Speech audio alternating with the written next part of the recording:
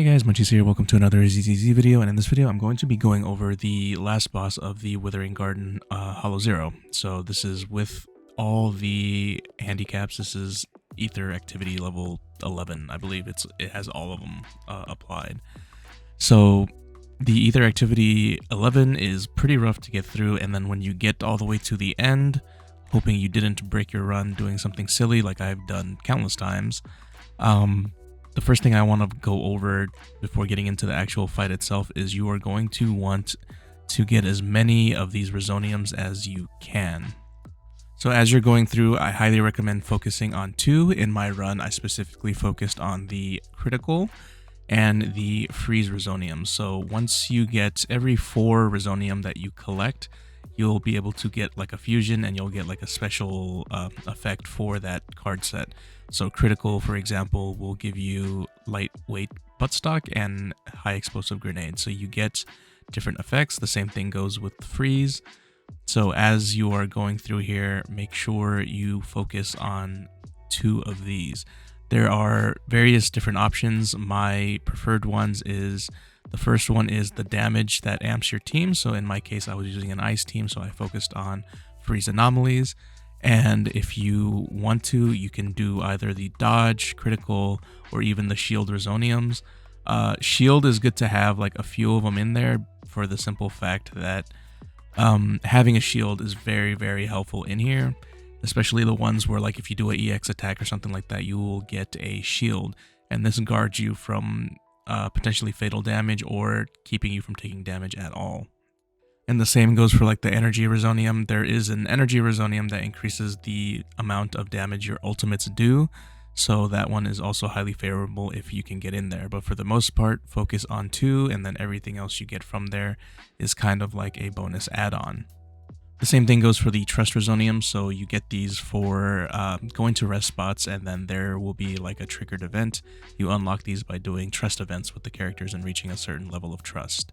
Now, as far as the Artifice Resoniums, if you can get energy or, increase crit damage, things of that nature, those are also great to have. And the earlier you activate them, the better, because you don't want to go into boss fights with them not activated. So the one thing I do want to highlight is these Bang Boos. Do not sleep on these Bang Boo squads when you are going through the hollow, specifically the Paper Boo. So these are all like just extra Bang Boos to have on your team, and specifically the Paper Boo has a taunt. So early on, if you can grab a Paper Boo and you don't really want to deal with being the focus of all of the attacks of the enemy all the time, especially on those really long boss fights, this Paper Boo is very, very good to have because it has a taunt on it, so it'll draw the enemy away. The first thing you want to do when you get in here is she is going to spawn in the middle of the map, and you want to be as close to her as possible. If you are using ranged characters, be careful not to jump too far away, because if you jump a little bit or take a back step, you might get hit by these lasers. The first tip I want to go over is you want to be utilizing your dodge, your perfect dodge, as much as possible, and there are specific moves like this one where if you try to perfect dodge it, you possibly will get clipped by it. So there are certain moves that I'll go over where you want to just save your defensive assist for, specifically the parry. So you want to parry these moves in particular. The first one I recommend parrying is this.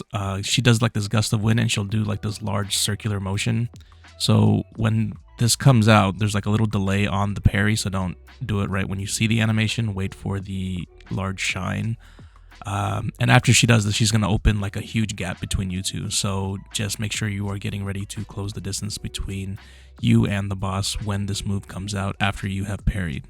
One of the goals of this fight is to stay on top of the boss as long as possible in this fight.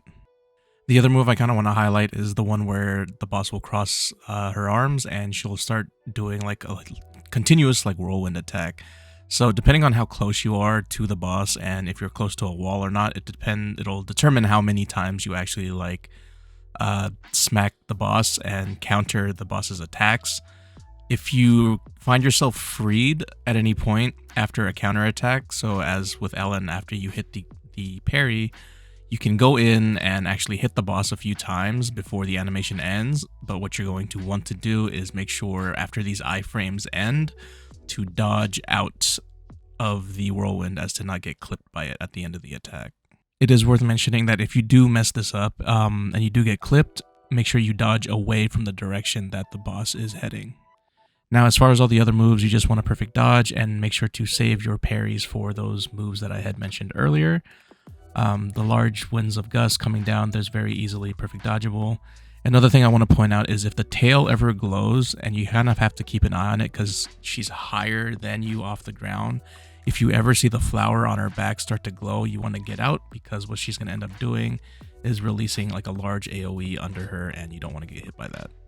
The other thing is every minute 15-ish to minute 30-ish, around there, like that time frame, I couldn't get like an exact stamp on it, she'll spawn these 2 wasp ads, and you're going to want to kill these ads as soon as you can. A trick that I used to do this was switch to a stun character that you have and just use the iframes from the EX special to not get hit by the boss, because you most likely will have to turn your back away from the boss to kill them. But you want to dispose of them quickly, just stun them, switch to your DPS, get rid of them.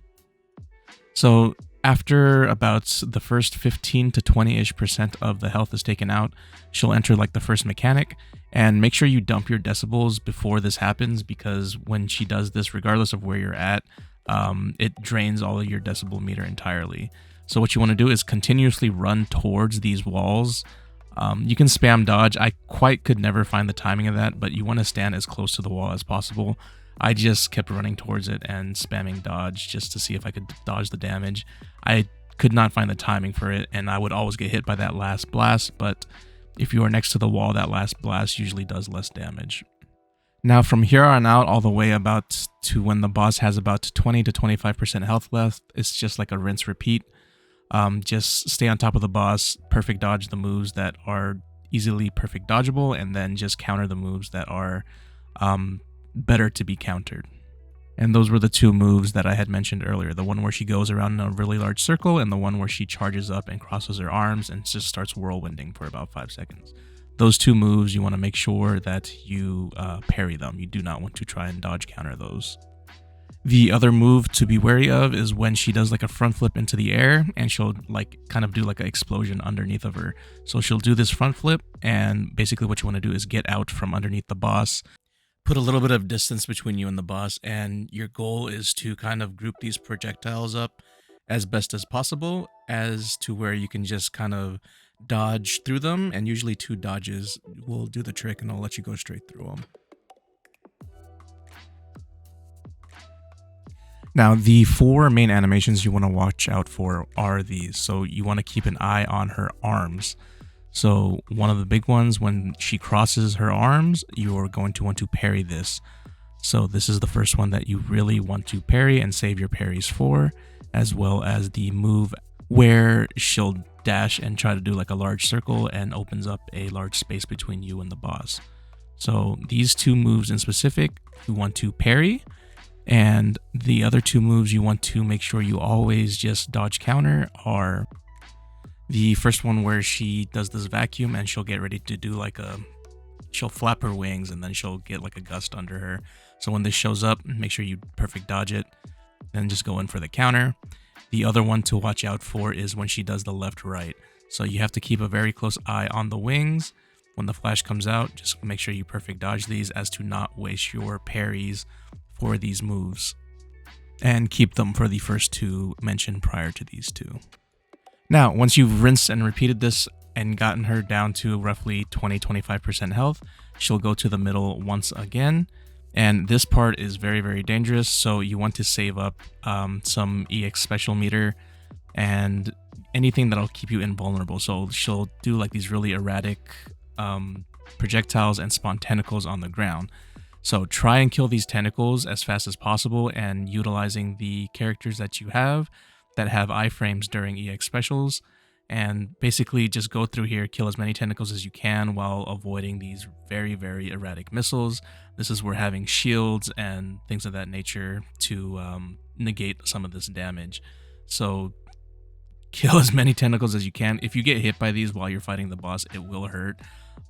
Towards the end of this fight, I actually almost lost one of my characters because I got hit a little too much, but make sure you keep your DPS alive during this phase. even if it means sacrificing like a support or something, because once you get over this phase and all these tentacles are dead, you don't have to kill all of them, but just make sure you make enough room on the map to where you're not getting smacked by them from just outside of your camera view. They are very dangerous and they do deal a lot of damage, so be careful. So that phase in particular is the one reason why I highly value the shield resoniums, and the dodge resoniums are pretty useful for it as well, but I just prefer the shield because if you do get hit or if you make a mistake, it's not extremely detrimental to where like it'll just kill your run. But there are times where I'll get there with like 20% health on all the characters. If you get hit by almost anything, tentacle, stray missile, what have you, it'll probably just wreck the run and you're gonna have to start over again. But that's pretty much it for the fight. There's no more crazy phases or anything like that. You just drop her to 0 from here and the run is finished. Anywho, if you guys have any questions, comments, concerns, anything of that sort, feel free to leave it in the comment section below. Don't forget to like and sub on the way out, and I'll see you guys next time. Bye.